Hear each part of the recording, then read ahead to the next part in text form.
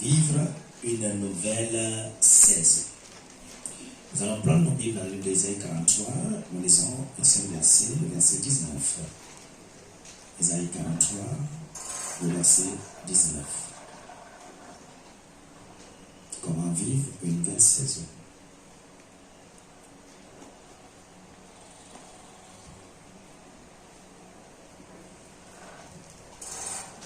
Je n'ai jamais vu un homme qui a cherché Dieu, qui ne l'a pas trouvé.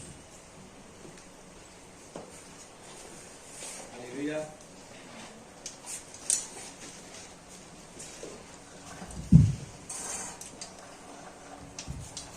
Ésaïe chapitre 43, le verset 19. Voici, je vais faire une chose nouvelle, sur le point d'arriver. Ne la connaîtrez-vous pas? Je mettrai un chemin dans le désert et des fleuves dans la solitude. Amen. Amen. Que Dieu bénisse sa parole. Amen. Amen.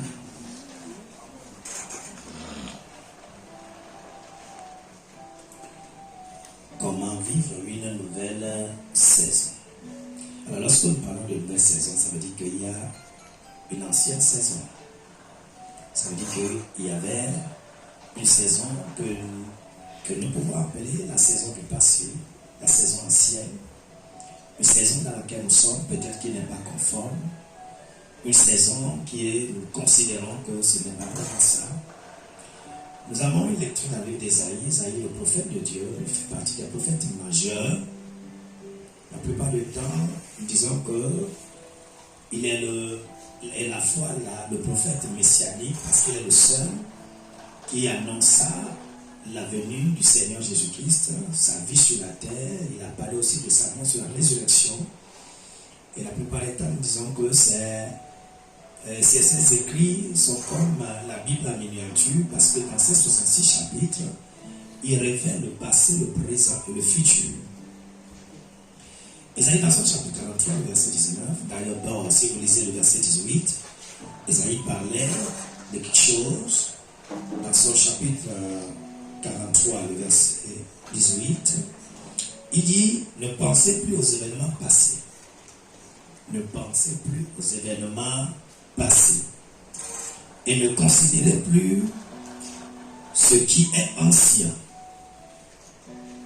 Ne pensez plus aux événements passés. Et ne considérez plus ce qui est ancien.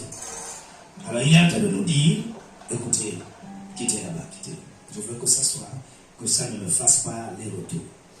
Alors lorsqu'il parle comme ça, ne pensez plus aux événements passés, c'est que vous êtes en train de traverser une situation. Vous êtes en train de traverser une situation qui peut, d'une manière ou d'une autre, peut créer des problèmes dans votre vie.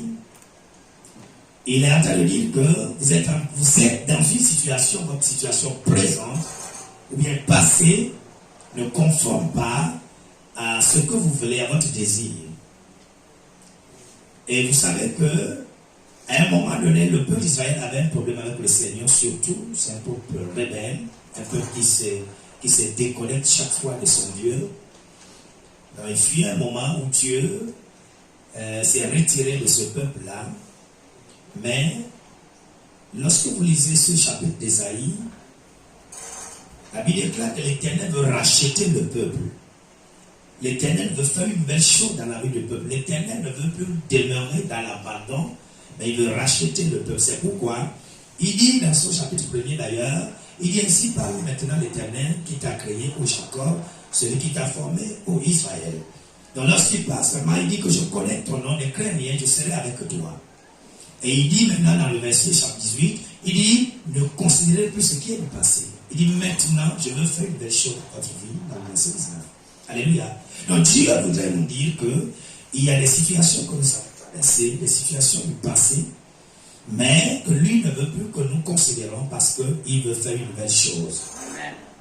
Et Jérémie, vous savez, lorsque vous lisez dans le livre de Jérémie, il est ce prophète-là qui parle toujours du malheur du peuple. Il est arrivé à un niveau, il écrivit les lamentations de Jérémie, vous allez considérer, vous allez penser que dans son livre de lamentation, il va seulement parler de lamentation, mais vous serez surpris que dans Lamentation 3, le verset 22, il est en train de dire quelque chose qui peut vous surprendre. Il dit, les bontés de l'Éternel ne sont pas à leur terme,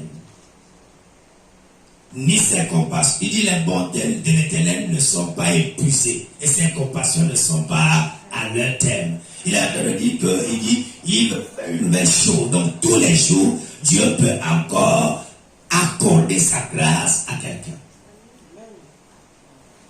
Dieu peut encore accorder ses bontés à quelqu'un. Ses bontés ne sont pas épuisées. Ses compassions ne sont pas à leur terme. Elles se renouvellent chaque jour. Donc, tous les jours que Dieu fait est un jour d'espoir.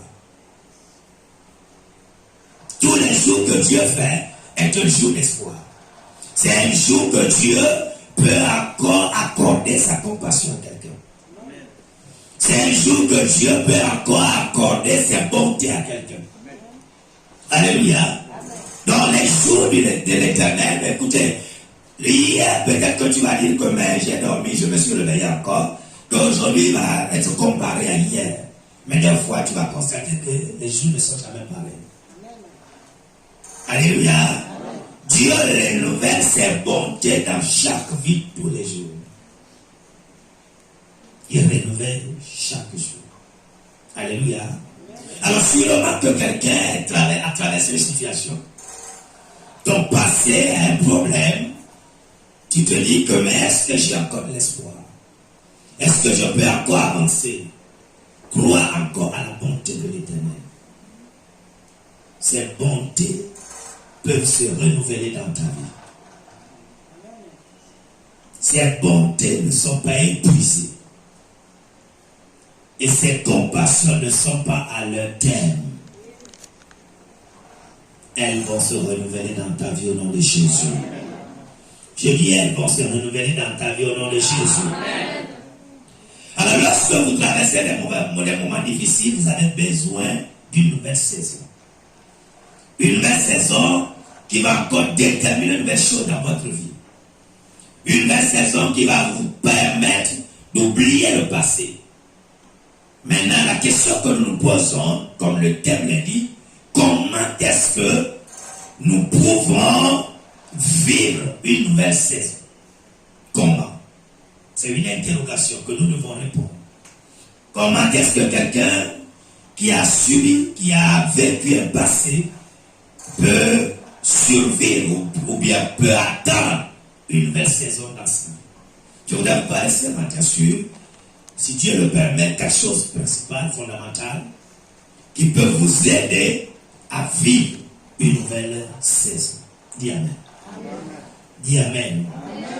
La première chose dont je vais vous parler, lorsque vous avez traversé des moments difficiles, lorsqu'à un certain moment de votre vie, il y a des blocages, il y a des limitations.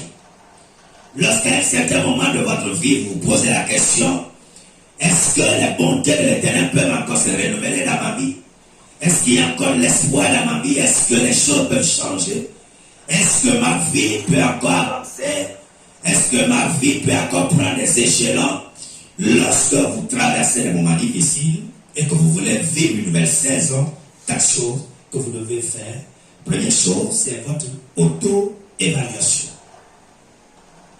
L'auto-évaluation. L'auto-évaluation. L'auto-évaluation, c'est le temps où quelqu'un évalue sa vie. Quelqu'un prend le temps de réfléchir sur sa vie. L'auto-évaluation, c'est que c'est un temps où tu ne restes pas avec les gens, mais tu restes seul pour réfléchir, pour penser, pour dire, j'ai fait un an, j'ai fait 6 mois, j'ai fait des années, j'ai vécu la même situation, pourquoi ces choses m'arrivent? 2 Corinthiens chapitre 13, le verset 5. 2 Corinthiens 13, le verset 5. Que quelqu'un dise auto-évaluation. Je ne t'écoute pas. Auto-évaluation. Très bien. L'auto-évaluation. 2 Corinthiens 13, le verset 5. Alléluia. Amen. 2 Corinthiens chapitre 13, le verset 5. Examinez-vous vous-même. Examinez-vous vous-même Pour savoir si vous êtes dans la foi. pour savoir si vous êtes dans la foi. Éprouvez-vous vous-même. Éprouvez-vous vous-même. Ne reconnaissez-vous pas que Jésus-Christ est en vous? Ne reconnaissez-vous pas que Jésus-Christ est avec vous? À moins peut-être que vous ne soyez À moins éprouvés. que vous ne soyez éprouvé. Amen. Amen. Évaluez vous-même, examinez vous-même. Paul dit aux Corinthiens, vous avez traversé des moments difficiles. Des moments où dans l'église il y a eu des problèmes. Mais il dit, examinez-vous, pensez, réfléchissez, posez-vous des questions. D'où vient le problème? Un examen de conscience, un examen personnel. Et chaque personne qui veut vivre une nouvelle saison doit avoir ce qu'on appelle l'auto-examination. L'auto quoi? Évaluation. Très bien. L'auto-évaluation. Vous devez avoir le temps de faire cela. Amen. Alors je te pose cette question. Est-ce qu'à un certain moment de ta vie, est-ce que tu fais ce qu'on appelle l'auto-évaluation? Pourquoi ta vie chrétienne n'avance pas? À un moment de ta vie, est-ce que tu penses, tu te poses la question, pourquoi ma vie chrétienne n'avance pas? Ma vie chrétienne n'avance pas. Je suis enfant de Dieu. Il y a des promesses sur ma vie. Pourquoi je tourne à rond? Pourquoi les choses se bloquent? Pourquoi mes études n'avancent pas? Pourquoi le mariage n'avance pas? Pourquoi les affaires n'avancent pas? Pourquoi après 1 an? Pourquoi après 2 ans? Pourquoi après 3 ans? J'ai l'impression que les choses sont bloquées dans ma vie. L'auto-évaluation. Et celui qui ne s'évalue pas ne peut pas vivre une nouvelle saison.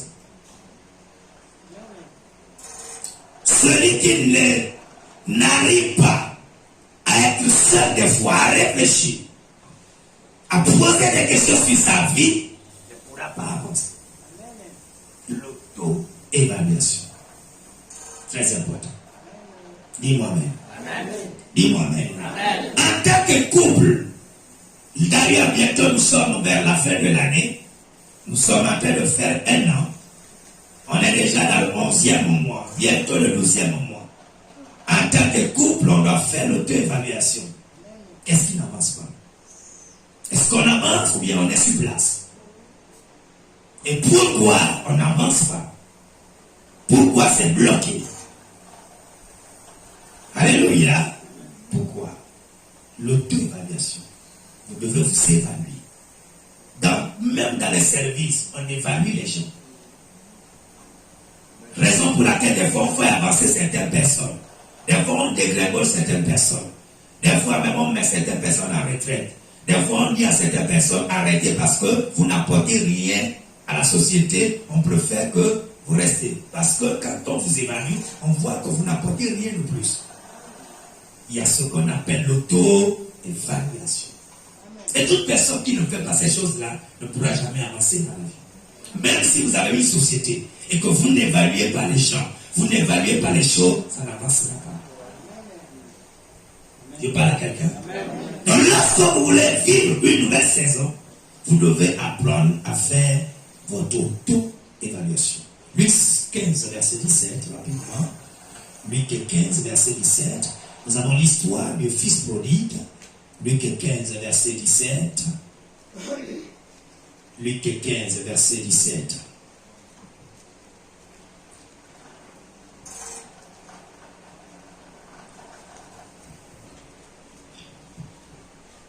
Alléluia.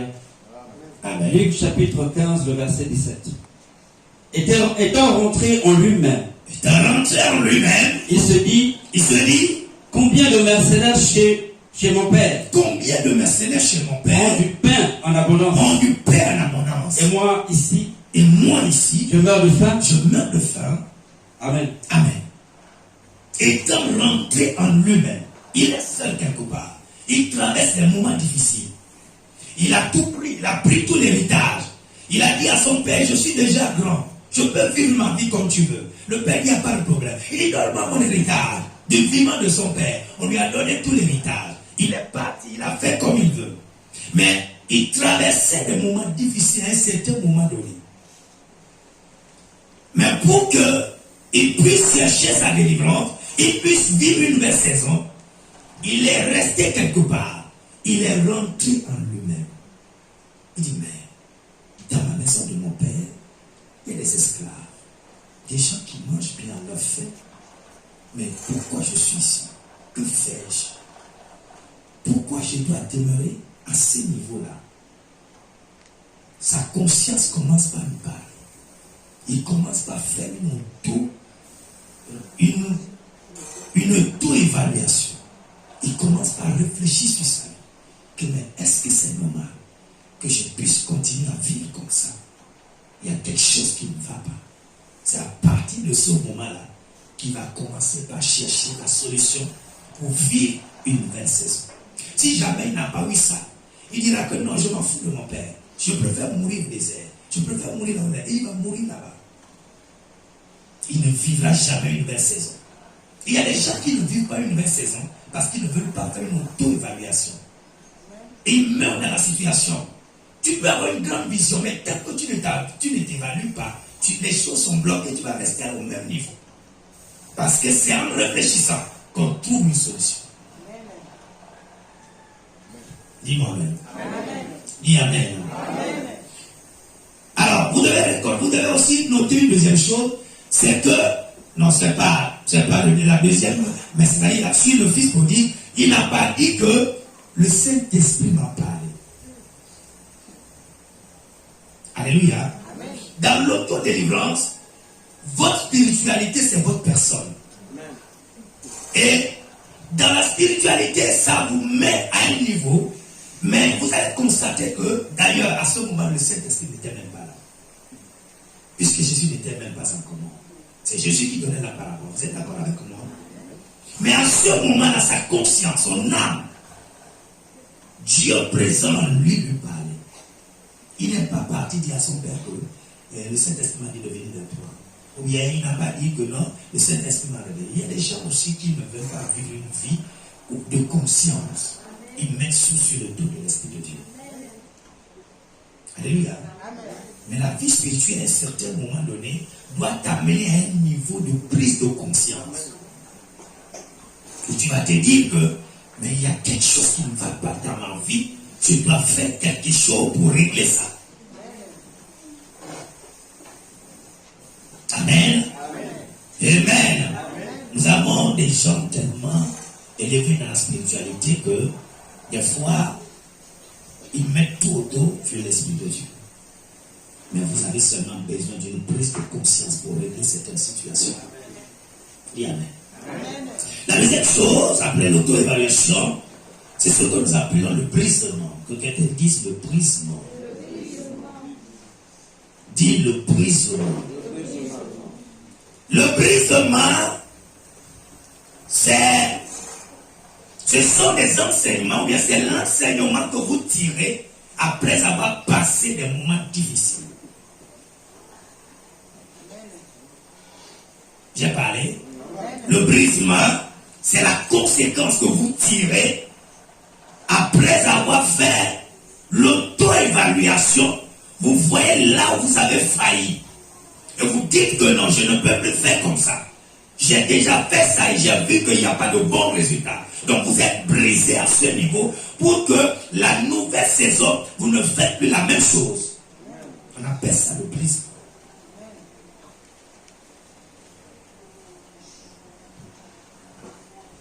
Amen. Amen. Le psaume 51, le verset 17, nous allons lire cela. Le psaume 51, le verset 17.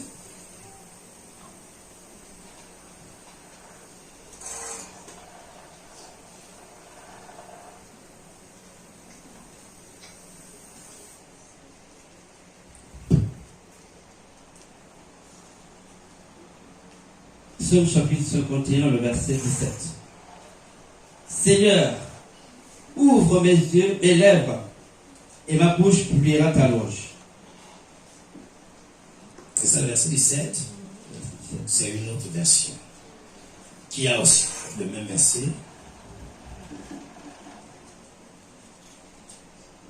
Verset 16. Oui.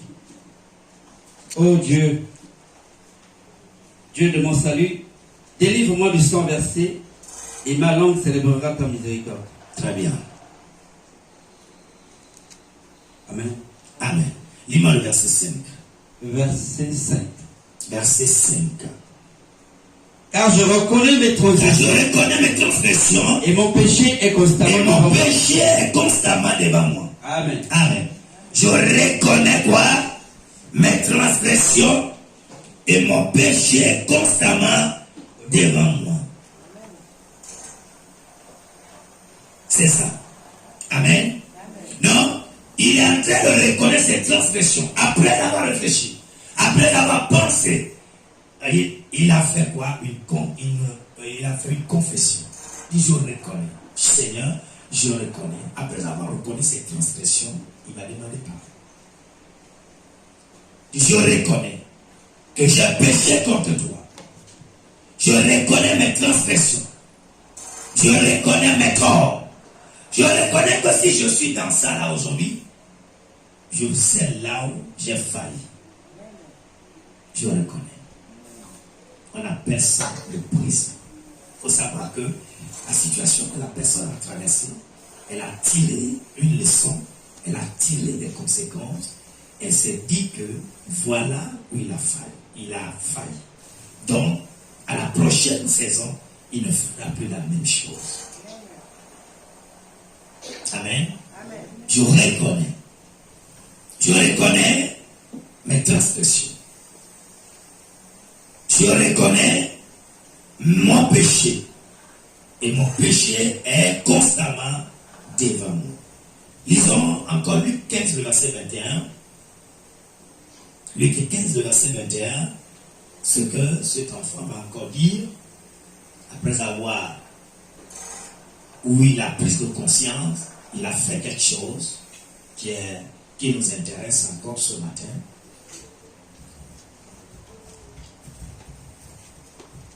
Luc 15, 21. Luc chapitre 15, le verset 29, 21. Oui. Le fils lui dit, Mon Père, j'ai péché contre toi, j'ai péché contre le toi, ciel, contre le ciel et contre toi, contre le ciel et quoi? et contre toi. Et contre toi. Je ne suis plus digne d'être appelé ton fils. Oui. Verset 22. Non, c'est bon. Verset 21. Amen. Après avoir pris conscience de la situation, le fils n'est pas resté là où il était. Il a fait un pas. Vous avez vu ce qu'il a fait? Le brisement, vous avez vu? C'est la même personne qui a dit à son père, je ne veux plus rester dans ta maison. Je veux partir. Il a pris tout l'argent, il est parti. Mais lorsqu'il a eu ce qu'on appelle la prise de conscience, lorsqu'il a fait l'auto-évaluation, il a pris une décision. Il vient vers le Père. Il s'agenouille, il dit, je reconnais que j'ai péché contre le ciel et contre toi. Alléluia. Mais vous allez me poser la question, mais c'est pas la même personne qui a dit à son père, je n'ai pas besoin de toi. C'est pas la même personne qui a dit que je m'en fous, je donne-moi tout mon héritage, je suis déjà grand, je peux faire ce que je veux. Le prince, il s'est rendu compte qu'il a commis une erreur. Il s'est rendu compte qu'il ne peut pas continuer comme ça. Sinon, il va mourir dans le désert.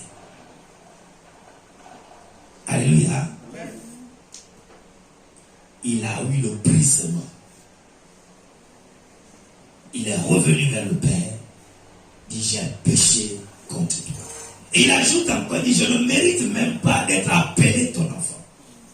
Considère-moi comme l'un de tes esclaves. Mais est-ce que le Père a fait ça? Non. Parce le Père n'était plus à la rencontre du fils qui est parti. Mais il voit un autre fils. Un fils brisé. Un fils qui reconnaît son tort. Un fils qui a eu un changement au travers de ce qu'il a traversé. Il s'est rendu compte que quel que soit là où il va partir, il aura toujours besoin de son Père. Donc il a eu ce qu'on appelle le prisme. Alléluia. Alléluia. S'il était toujours pareil, le Père ne le recevra jamais. Mais il a changé.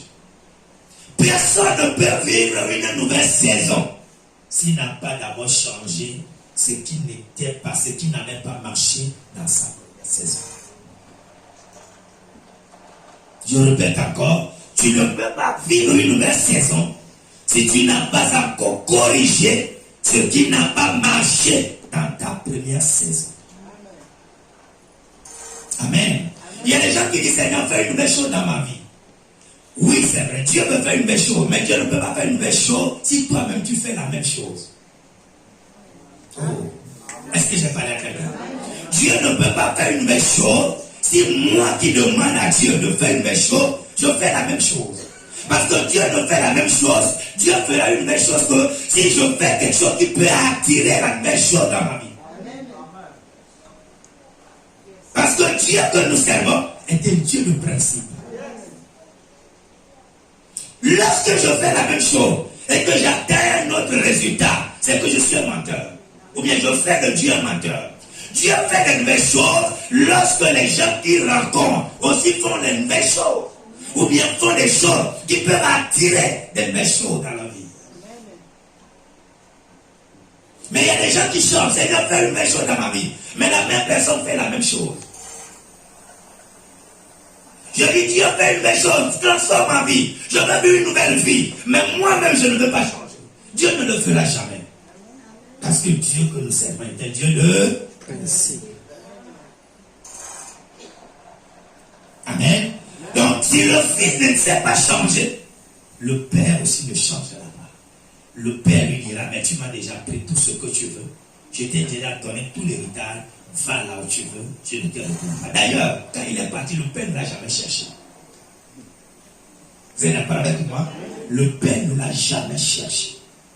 Vous lisez les 3 versets, les 3 paraboles dont Jésus a parlé. Il a parlé de quelqu'un qui a perdu son argent. Il a parlé de quelqu'un qui a perdu une brebis. Celui qui a perdu la brebis est parti chercher la brebis. Celui qui a perdu son argent a cherché l'argent. Mais le fils, le Père n'a jamais cherché son fils. Pourquoi les 2 autres ont cherché ce qu'ils ont perdu, mais le Père ne cherche pas son fils? Le fils connaît comment il est parti. Et s'il est repenti, il va revenir vers le Père. Le Père ne le cherche pas. Parce que c'est le fils qui connaît qui est son Père. S'il est réellement son Père, il reviendra vers lui. Alléluia. Amen.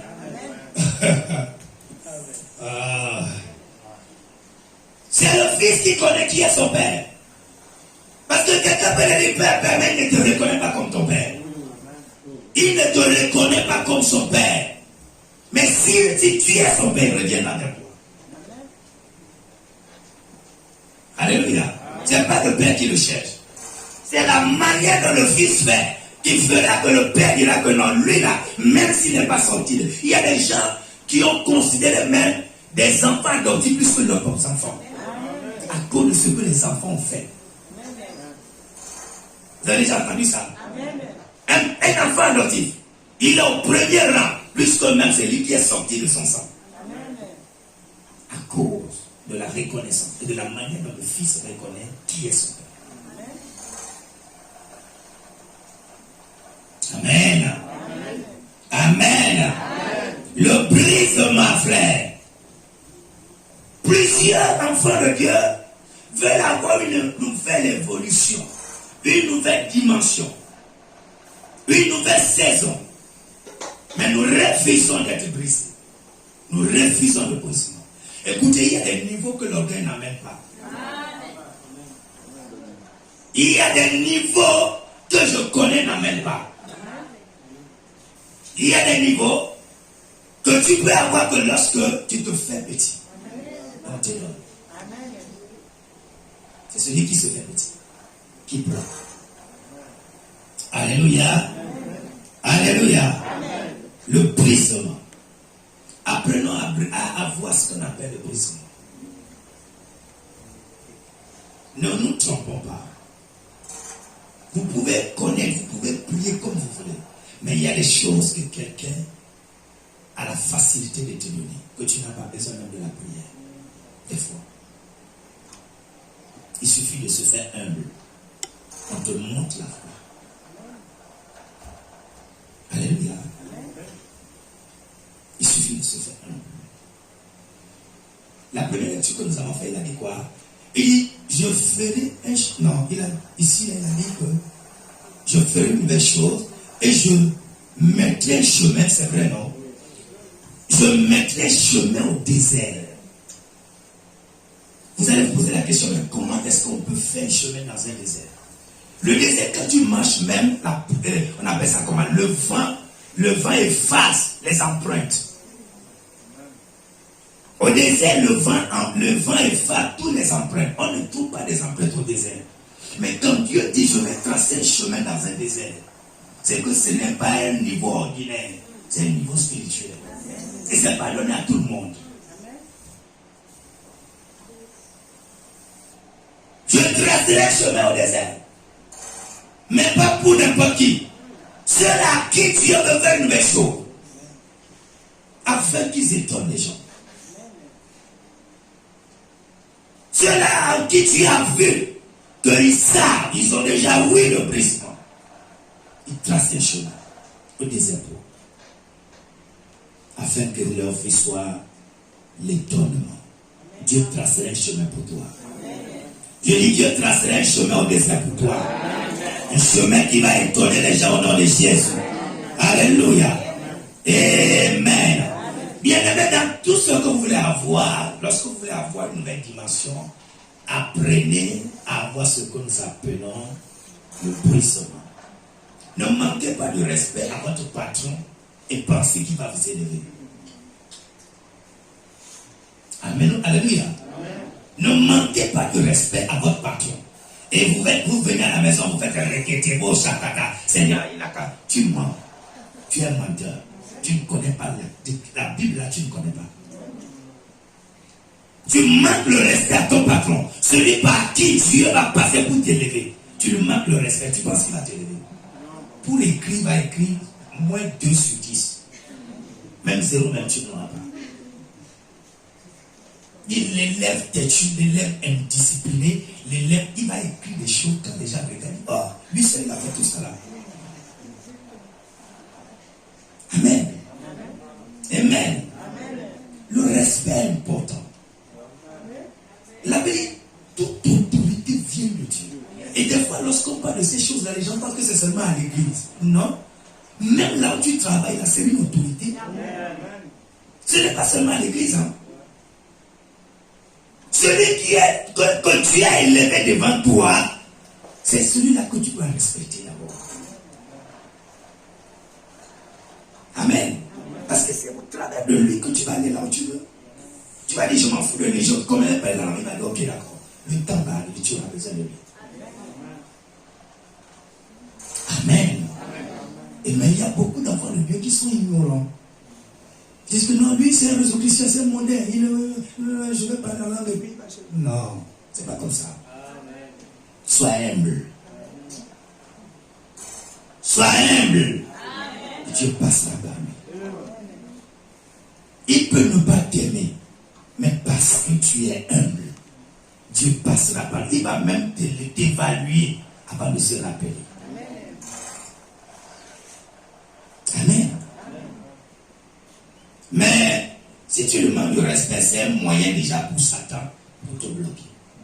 Parce que le diable sait que non, tu ne connais pas ce que tu vas faire. Amen. Amen.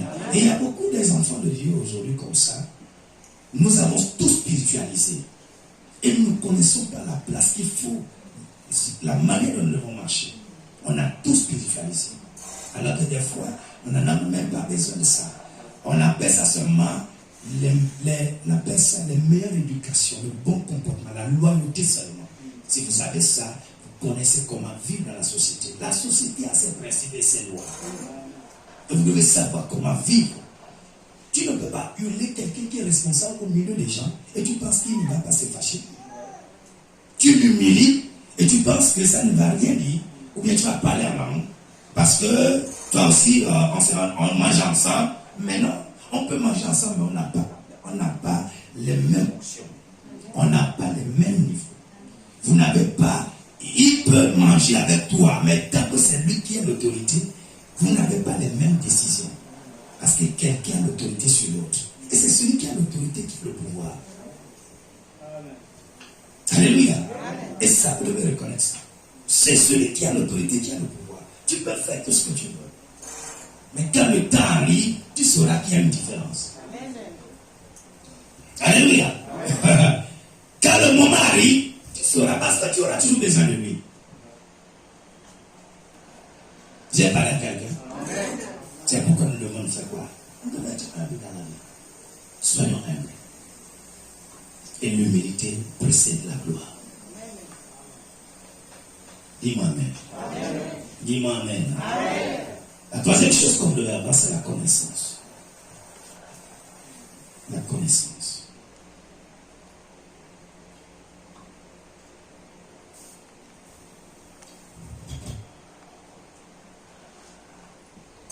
Un jour, j'étais chef d'équipe à Tract Afrique.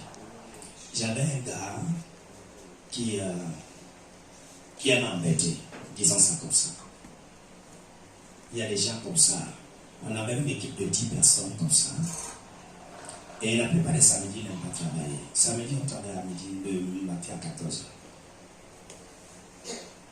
14h, des fois 13h, ça dépend. Et comme il faisait toujours la même chose, il ne savait pas que moi, je l'attendais. Je l'attendais au carrefour. Et le samedi, là, il devait, je ne sais pas s'il a un problème ou quoi, il m'appelle le matin, je ne peux pas venir, machin. Je dis ok. Parce que je sais que ce n'était pas la première fois. Et il était impoli. Et quand quelqu'un est impoli, vous savez comment vous pouvez régler son compte. Amen. Parce que des fois, il faut sévir la personne pour qu'il reconnaisse que donc, malgré qu'on est ensemble, mais il y a quelqu'un qui est au-dessus de l'autre. Et quand il est arrivé, il a fait, il a dit, oh, chef, j'ai appelé, j'ai tout à faire. Machin. Je lui ai dit, mais si tu ne viens pas, ta journée n'est pas pointée. Non, je parle beaucoup de français. Je dis, ta journée ne sera pas pointée. Amen. Et tu auras une demande d'explication.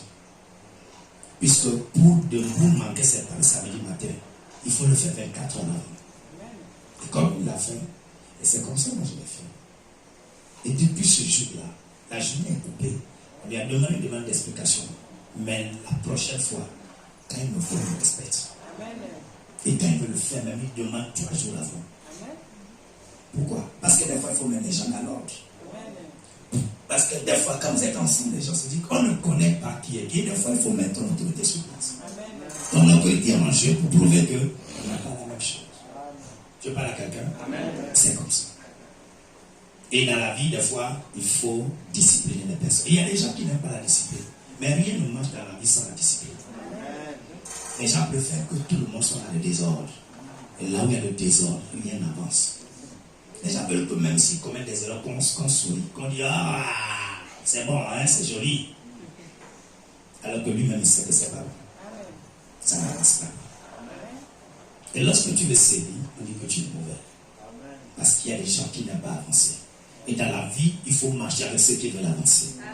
Pour que tu avances. Ne marche pas avec ceux qui ne veulent pas avancer. Parce que même si vous vous couchez pour qu'ils marchent sur vous, ils n'avanceront pas. Dans la pensée n'a pas encore changé. Et lorsque les pensées ne sont pas changées, c'est difficile pour quelqu'un d'avancer. Tu parles à quelqu'un? Donc il y a ce que nous appelons la connaissance. Quand vous voulez vivre une nouvelle saison, vous devez avoir la connaissance de ce que vous voulez faire. La connaissance. Daniel chapitre 11, le verset 32. Daniel 11, le verset 32.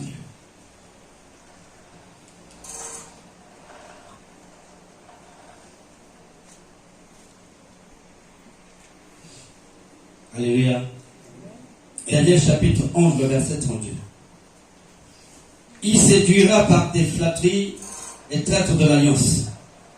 Mais ceux du peuple qui connaîtront leur Dieu agiront avec fermeté. Amen. Amen.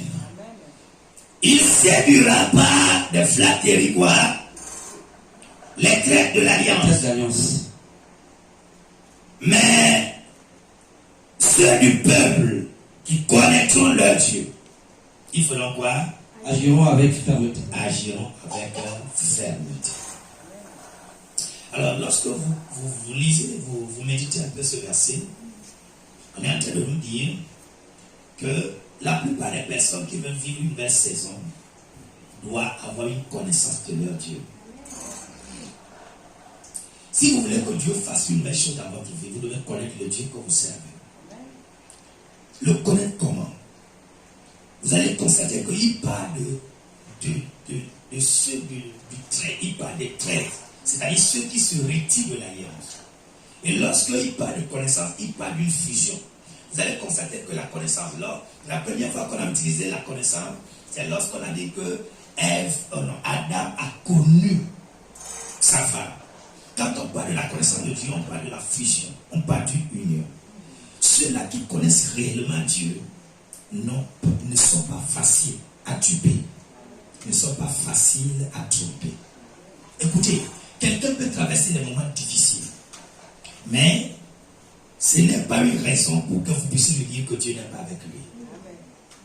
Et si la personne la même connaît son Dieu, vous pouvez tout dire, il te dira que non. Si je traverse ça, c'est pas parce que Dieu n'est pas là, mais Dieu me fait une belle chose dans ma vie. Chaque fois que vous traversez une situation, vous devez savoir que Dieu voudrait faire une belle chose dans votre vie. Chaque fois que vous traversez des moments difficiles, c'est que Dieu voudrait que vous oubliez le passé et de faire et de créer une belle saison. Et la belle saison, Dieu vous attend à ce que vous puissiez d'abord faire votre rétrospective. Vous pouvez avoir le brisement et que vous pouvez prouver que vous le connaissez. Et tant que vous n'avez pas encore ces choses-là, Dieu vous attend. Des fois, les situations durent parce que les gens ne veulent pas se repentir. Les situations durent parce que les gens ne veulent pas faire une auto-évaluation. Ils passent leur temps à accuser les autres. Il y a des gens qui traversent des situations, ils disent que c'est les autres. C'est faux. Quelqu'un ne peut pas être à l'origine de ton problème. Quand le fils prodigue est parti, il n'a pas dit à son père, mais je sais que, pourquoi toi aussi tu es mon père, pourquoi tu m'as laissé, tu sais que je n'ai pas encore la maturité, pourquoi tu m'as laissé partir? Il n'a pas dit ça. Il dit, j'ai péché contre toi. Il n'a pas dit que les torts sont partagés. Moi aussi j'ai tort, toi aussi tu as tort. Il y a des gens comme ça. Amen. Les torts sont partagés parce que toi aussi tu ne veux pas me laisser. Tu es mon père, non? Pourquoi tu m'as laissé partir? Mais c'est ce que tu veux, je t'ai donné. Et quand il est arrivé, il n'a pas laissé son problème sur le dos des autres. Il dit, j'ai péché contre toi, pardonne. Amen. Et c'est très important de reconnaître ça. Il y a des gens qui passent tout le temps à accuser les autres. Oh, c'est parce que lui là, il a fait ça. C'est parce que maman, il a fait ça. C'est parce que ma femme n'est pas bien. C'est parce que c'est les enfants. Non. Sois responsable de toi-même. Dis que si je traverse ça, c'est qu'il y a quelque chose que je n'ai pas pu faire. Et prochainement, je ne dois pas tomber dans la même chose. C'est ça, non. Décide-toi que je dois faire quelque chose pour m'en sortir. Le jour que tu continues pas, tu vas passer tout le temps à accuser, mais les autres ne viendront jamais. D'ailleurs, quand tu les écoutes, ils n'écoutent même pas. Tu es chez toi, tu accuses, ils n'entendent même pas. Et tu es chez toi, tu parles la même chose, mais la solution ne sera pas. La solution va commencer, c'est lorsque toi-même, tu dis non, je m'en vais vers mon père pour m'excuser. Je m'en vais vers mon patron pour demander des excuses, pour recommencer. Il y a des gens qui ont fait 2 mois dans leur maison parce qu'ils ont énervé leur patron. Il a dit, mais va chez toi. Et quand elle part, elle dit, je me demanderai jamais pas, il n'a qu'à rester avec son travail. Mais tu galères dans la maison. Tu n'as pas de travail. Et tu fais l'orgueil. Au lieu d'aller demander seulement des excuses, tu ne veux pas. Parce que tu veux que tu sois dans l'orgueil. Tu te dis que toi aussi tu as de l'orgueil. Mais l'orgueil n'amène pas loin. Il vaut mieux de s'excuser et puis avancer. Dis Amen. Donc la connaissance, donc, lorsqu'on parle de la connaissance, on parle des gens qui savent, qui connaissent que chaque fois qu'il y a des mauvaises situations, qu'il y a des situations difficiles dans leur vie, que ça ne vient pas forcément de Dieu. Même si ça venait de Dieu, c'est parce que Dieu veut changer quelque chose dans leur vie. Vous comprenez ça? Si ta situation ne vient pas de l'ennemi, même si ça vient de Dieu, c'est que Dieu veut changer quelque chose dans ta vie. Et tu vas te poser la question, qu'est-ce que Dieu veut changer de moi? Qu'est-ce que Dieu veut prendre de moi que je ne veux pas? Ou bien, qu'est-ce que je vais faire pour ouvrir une porte à l'ennemi avec l'ennemi vide? Et qu'est-ce que je dois faire pour une nouvelle saison? La connaissance. Vous devez avoir cette connaissance. Ça va vous aider à résoudre facilement, à créer rapidement la nouvelle saison. La connaissance de votre Dieu. Ne permettez pas que les gens viennent vers vous pour vous dire que non, comme les gens sont partis vers Job, que si tu traverses ça, c'est Dieu qui est à l'origine. Si tu fais ça, c'est parce que tu as péché. Job a dit, je n'ai pas péché, je n'ai rien fait. Il dit, les gens, il y a des gens comme ça, que rien ne peut t'arriver comme ça, si ce n'est pas Dieu qui est à l'origine. Rien ne peut t'arriver comme ça. Mais rejette ton Dieu. La femme a dit, mais rejette le Dieu là pour que tu puisses vivre. Il y a des gens qui, autour de toi, ils vont accuser Dieu. Que tes problèmes ne te retirent pas de Dieu. Aie la connaissance de ton Dieu. Que Dieu n'a jamais pensé de mauvaises choses concernant ses enfants. Dieu n'a jamais pensé faire du mal à ses enfants. Ta connaissance va te permettre à toujours sortir des situations. Si tu passes tout ton temps à accuser Dieu, tu ne sortiras pas de ta situation. Parce que c'est lui seul qui peut te restaurer. C'est lui seul qui peut créer la nouvelle saison dans ta vie. Alors fais attention quand tu traverses les moments difficiles. Alléluia. Jean 17, le verset 3. Jean 17, le verset 3, il dit, oh, la vie éternelle, c'est qu'ils te connaissent, toi le seul vrai Dieu, et celui que tu as envoyé, Jésus-Christ. La vie éternelle, c'est qu'ils te connaissent. Tous ceux qui connaissent Christ connaissent la vie éternelle. Et la vie éternelle n'est pas seulement la fin de ta vie, mais c'est la vie également sur la terre. Et lorsque tu connais le Seigneur, tu sens que la vie de Dieu sera toujours ton partage. Même si des moments, tu as l'impression que la mort plane autour de toi, il faut toujours avoir la connaissance que Dieu t'a promis la vie et c'est la vie que tu vivras. Tu ne mourras pas au nom de Jésus. Tu ne mourras pas avant ton temps au nom de Jésus. Aucun problème ne va créer la mort dans ta vie. Ça finira par partir au nom de Jésus. Alléluia. Donc, vous devez vraiment penser à cela. La dernière chose que je vais vous parler, compte tenu du temps, vous devez avoir un conseiller divin. Un conseiller divin. Un conseiller divin. Pose la question à une personne qui est ton conseiller. Amen. Vous devez avoir un conseiller divin. C'est la quatrième chose. Nous lisons le Proverbe chapitre 1er, le verset 8. Et Proverbe 4, le verset 13. Proverbe 1, le verset 8. Proverbe 4, verset 13. Deux choses. Deux lectures. Proverbe 1, le verset 8. Conseiller divin.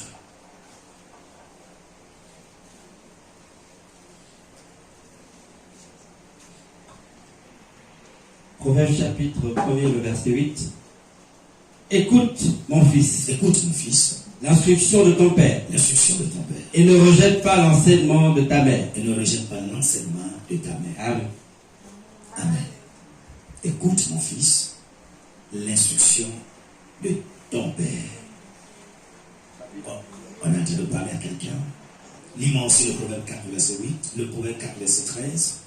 Chapitre 4, le verset 13. Retiens l'instruction. Ne t'en dessaisis pas. Garde-la, car elle est ta vie. Très bien. Amen. Retiens quoi? L'instruction. Ne t'en dessaisis pas. Garde-la, car elle est ta vie. L'instruction est ta vie. Amen. L'instruction, elle est ta vie. Il dit, retiens l'instruction. Garde ça. Ne te retire pas de ça. Ne t'éloigne pas de ça. Garde ça. Ta vie en dépend. L'instruction.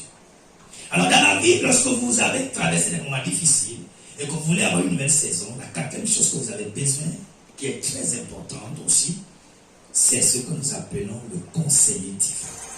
Celui qui vous conseille, celui qui vous parle, dans les moments difficiles, qui vous parle. Qui est votre conseil? Toute personne qui veut avoir une nouvelle saison doit avoir un bon conseil. Parce que dans les moments difficiles, quand tu es entouré de mauvaises personnes, ils vont t'éloigner de Dieu et tu vas bloquer ta destinée. La nouvelle chose n'arrive pas.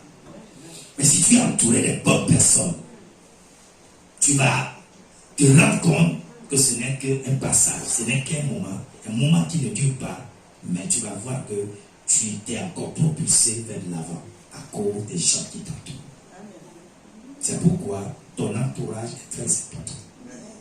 Tu as besoin d'un bon conseil.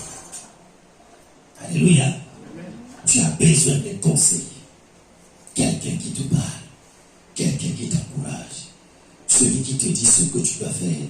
C'est pourquoi David dit, écoute mon fils, l'instruction de ton père et ne rejette pas l'enseignement de ta mère. Amen. Alors ici, le conseiller, c'est le père. La conseillère, c'est la mère. Mais il peut arriver à un moment donné où c'est pas le père, c'est pas la mère, c'est quelqu'un d'à côté. C'est un frère, c'est un ami, un camarade, un chef qui est pour toi un conseiller. Un conseiller divin. Toi-même, tu sens que lui là, c'est Dieu qui me l'a envoyé. Parce que quand il te parle, tu as le cœur qui est posé. Tu ressens la joie, tu ressens la paix. Tu sens que, non, malgré que je traverse des moments difficiles, mais il y a la joie, il y a la paix qui est restaurée. Tu ressens qu'on a paix. Et cette paix-là, tu sais que, avec le temps, les choses vont recommencer dans ta vie. Alléluia. Tu as besoin de conseils. C'est pourquoi dans la vie, ne reste pas seul. Il faut avoir un bon conseiller dans les moments difficiles. Qui te parle, qui te conseille. Et la plupart des temps, quand tu as des gens qui ne craignent pas Dieu, qui te conseillent, ils finiront par t'égarer. Tu es dans un foyer, tu as un problème dans le foyer, celle à qui tu parles, elle n'a jamais fait même un an avec un nom. Elle ne connaît pas les problèmes qu'on peut avoir dans un foyer. Mais quand tu lui dis c'est parce qu'elle a 50 ans, elle peut être ton conseillère. Parce qu'elle n'a pas l'expérience nécessaire. Le conseiller, c'est quelqu'un. Écoute, même quand vous voyez dans le gouvernement, quand on dit que quelqu'un est conseiller du Premier ministre, quelqu'un est conseiller du président, en réalité, les conseillers sont des gens qui connaissent plus que la personne. Vous êtes d'accord avec moi? Les conseillers sont des personnes qui connaissent plus que même. Quand on te nomme, tu as 34 ans, on te nomme président, le conseiller, non seulement il est plus âgé, mais il a plus de maturité. Des fois, même c'est un ancien président. C'est un ancien premier, quelqu'un qui a aussi fait ces choses-là. C'est lui qui est ton conseiller, qui te dit, ah, j'ai déjà fait ça. Fais comme ça. Non, ça c'est bien. Ne fais pas comme ça. Sinon, tu vas t'engouffrer. Mais tu es entouré de personnes que toi-même tu dépasses en âge. Tu es entouré de personnes qui ne connaissent même pas ce que tu fais. Il va te dire quoi? Il a quelle expérience? Pour te dire avance, avance, vas-y. Ils vont te pousser dans le trou. On va t'enterrer. Ça c'est pas ton partage. Alléluia. Amen. Vous devez faire attention à vos conseils. Qui vous conseille? Qui vous parle? Alléluia. Qui vous conseille? Tu as conseillé de quelqu'un de démarier alors que toi-même tu n'es jamais marié. Tu pourrais conseiller de quelqu'un qui ne s'est jamais marié. Il ne sait pas ce qu'on appelle mariage. Il va te conseiller encore. Alléluia. Tu as un problème dans le travail. Tu prends quelqu'un qui n'a jamais travaillé dans sa vie. Il n'a jamais travaillé dans sa vie. Il ne sait pas que dans le travail, il y a des moments où le patron peut avoir des mauvaises humeurs. Il te parle mal. Et quand tu lui dis, mais tu vois comment il m'a parlé aujourd'hui, il dit, merci, c'est moi. Je ne veux même plus travailler, il est qui c'est. Il prend pourquoi je mange chez lui. Si c'est moi, je peux me cacher, je pars. Mais pourquoi il n'a jamais travaillé? Alléluia. Mais ça c'est quel patron ça? Parce qu'il est chef? Non, si c'était moi, il n'a jamais travaillé. Il va te gaspiller le travail. Il va te gaspiller parce qu'il n'a jamais fait ça. Il ne connaît pas les principes de ce que se passe. Les réalités du terrain, il ne connaît pas. Ne le prends pas comme un conseil. Alléluia. Amen. Et c'est ce que des fois même, le problème que nous avons même dans l'église, parce que des fois, nous prenons des personnes qui n'ont jamais eu d'expérience. Quand vous avez des gens qui n'ont jamais eu d'expérience, vous aurez des difficultés à avancer parce que quoi? Ils ne peuvent rien donner. En réalité, ce n'est pas de leur faute, mais ils n'ont pas encore la chose. Il y a un temps pour qu'ils puissent avoir la chose. Amen. Alléluia. Et c'est ça, des fois, le problème. La maturité nécessaire. C'est pourquoi même des fois, dans les sociétés, on demande, vous avez combien d'années d'expérience? Des fois, tu vas dire que non, on a besoin de ça, c'est celui qui travaille, moi je connais. Mais on sait pourquoi on te demande ça. Parce que si tu as déjà fait 3 ans, 4 ans, 5 ans quelque part, on sait que tu as la maturité nécessaire pour que même s'il y a des problèmes, tu sais comment te retenir, comment avoir l'humilité, comment garder les personnes, comment parvenir à traiter les mauvaises humeurs. On sait que tu as déjà l'expérience. Parce que dans le domaine du travail, il y a vraiment des choses que quand vous n'êtes pas en face, vous ne pouvez pas connaître ça. Alléluia. Amen. Ayez des conseils. Quand vous voulez faire quelque chose, ayez des bons conseils. Des bons conseils. Des bons conseils. Quand vous avez un papa qui est un bon conseiller, ça peut vous aider. Une maman qui a l'expérience, ça peut, mais on a aujourd'hui, dans une société, où la maman elle-même, c'est elle-même qui pousse l'enfant à aller rester avec un homme. Il dit, mais on souffre tout dans la maison là. Toi, tu as déjà 22 ans, tu as déjà 25 ans, tu ne peux pas aller quelque part. Il y a des mamans comme ça. Fire! Alléluia! Quand on souffre trop, tu as déjà 25 ans, tu ne regardes pas les autres, va rester là-bas. Et l'enfant prend les bagages. Quand je suis avec mon ami, tu fais quoi là? Ah, je suis là-bas pour le moment. Alléluia. Il y a des mamans qui encouragent ça. Tu demandes maintenant ton enfant où? Ah, mais elle est dans ces choses. Et toi-même, tu fais quoi ici? Ton enfant part, tu ne cherches pas. C'est elle qui a conseillé. Des fois même le père ne connaît même pas. Ton enfant, oui, dit, oh, laisse l'enfant. Laisse l'enfant, elle a déjà l'âge, non? Tu ne veux quoi? Il y a des mamans comme ça. Et c'est elle qui, en tout cas, je ne veux pas tout dire. Comme les femmes, on est réunis. Alléluia. Amen. Je ne vais pas tout dire. J'espère qu'on va nous dire ça dans la semaine. Alléluia. Oh oui, il faut qu'on nous dise ça. Ça va être chaud. Connaître les vérités. Alors vous devez savoir, quand vous regardez Esther, Esther avait un conseiller. Esther ne pourra jamais être reine si elle n'a pas de conseil comme Mardochée. Jamais. Elle avait quelqu'un qui lui a dit, c'est comme ça que tu dois faire.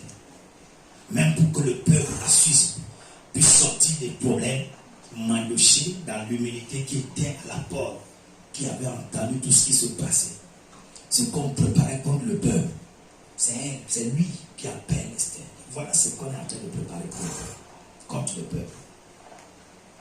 Faisons quelque chose. C'est là où elle a dit que non, on va faire 3 jours de jeûne et prière. Je vais aller devant le roi pour voir ce que Dieu va faire. Parce qu'elle avait un conseil spirituellement assis. Quelqu'un qui connaît, un homme de prière, un homme qui connaît Dieu. Elle s'est appuyée sur cet homme-là. Et les choses ont décollé. Si Timothée n'avait pas Paul à ses côtés, jeune qu'il était, il ne peut pas exceller dans le ministère. Mais chaque fois, Paul lui parle, Timothée mon fils, si tu veux établir des responsables, ne prends pas n'importe qui. Voilà ce que tu dois faire, voilà ce que tu as fait. Il avait un bon conseiller. C'est pourquoi il est le seul dans l'église de fer. Il a pu garder, il a pu vraiment opérer dans le ministère parce qu'il avait un bon conseiller. Malgré son âge, il a agi. Amen. Naomi était la meilleure conseillère de Ruth. Ruth voulait partir. Ruth ne savait pas là où elle devait glaner. Lorsqu'ils sont arrivés, c'est Naomi qui lui a dit, mais tu es en train de glaner où c'est? Il dit, mais je suis dans le vieux papa. Il dit, bois. Il dit, oh, mais lui là c'est bon. Voilà ce que tu dois faire. Il lui a donné les stratégies. Alléluia. Elle lui a donné les stratégies. Ah, cet homme-là, il peut avoir le droit de rachat sur nous. Donc quand tu parles là, voilà ce que tu dois faire. Bon conseil. Elle-même ne pourra jamais connaître ces choses. Alléluia. Et lorsque vous voyez aussi le cas de Samuel, jeune comme il est, devait être prophète, il ne connaissait pas comment entendre la voix de Dieu. Il faut un Élie pour lui dire que même si la personne l'appelle encore, il faut dire, me voici Seigneur. Comme ça tu m'entends, c'est Dieu qui t'appelle. Un conseil, quelqu'un qui doit te montrer. Il y a des gens qui disent, je n'ai pas besoin. Moi, Dieu m'a appelé, c'est fini. Moi-même, je suis non. Est-ce que j'ai besoin de quelqu'un? C'est après que c'est rencontré qu'on a tous besoin de quelqu'un. Alléluia. Tu as besoin d'un conseil. Quel que soit ce que tu veux faire. Il y a déjà quelqu'un qui a déjà fait ça. Et toi, tu n'as pas besoin de souffrir encore avant d'y arriver. Il te montre le chemin. Et tu vas voir que c'est très facile pour toi. Alléluia. Donc appuie-toi sur des personnes d'expérience. Des personnes qui ont déjà traversé la situation. Afin que tu ne demeures pas dans le même problème. Sinon, tu vas demeurer longtemps dans le problème. Mais le conseiller te dira, voilà, tu peux t'en sortir facilement. Alléluia. Et c'est très important. Si vous voulez avoir une nouvelle saison, appuyez-vous sur des conseils. Vous dites, mais j'ai tel problème, qu'est-ce que je dois faire? Montre-moi le chemin. Vous allez voir que c'est très facile. Que Dieu vous bénisse.